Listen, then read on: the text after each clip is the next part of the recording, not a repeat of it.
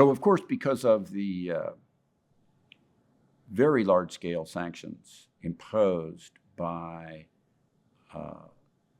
Western nations in particular, but also many others, on Russia, tied to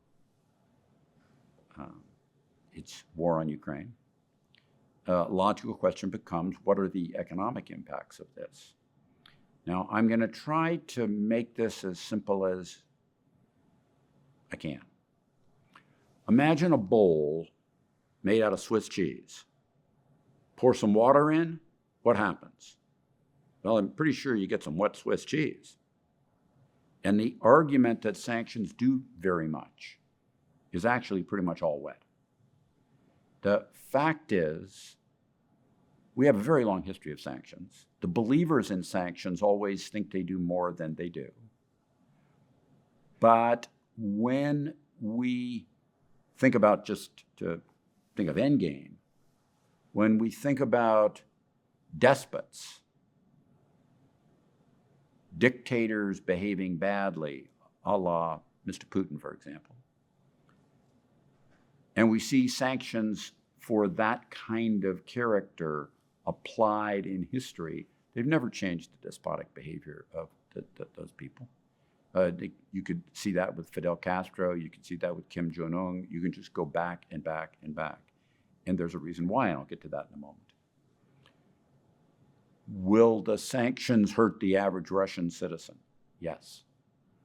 How much? I'm going to talk about that in a minute. Sanctions, in theory, would really only matter very much if pretty much everybody stuck to the sanctions. As soon as you get to the point that many countries don't, even a relatively few of them, surprisingly few of them, you get to that Swiss cheese function in the water.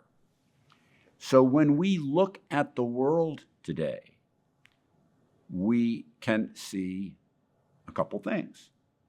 One of them is that over half the world's population currently is in countries that are not participating in the sanctions against Russia. Most of these, not all, are among smaller economies and many third world economies. But not all. China, for example, India, for example, Israel.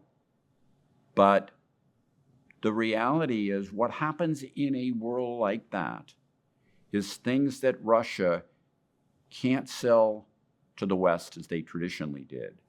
They're prone to sell to these other countries, who then turn around and at a markup sell similar things back into the Western nations. That is sometimes what can be referred to as the black market. And it raises costs somewhat, for sure.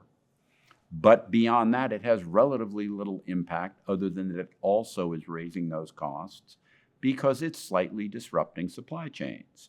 The thing that used to go from A to B now goes from A to D to B, or something similar does. So, for example, as I speak, Russian oil is selling at a $30 discount to Brent prices, and those not having sanctions against it are buying it on the cheap, and many are reselling through water transport, because water transport's cheap. Once you get something on ship and on the water, it doesn't cost that much to move it a little further and get it into places that otherwise wouldn't get it directly from Russia.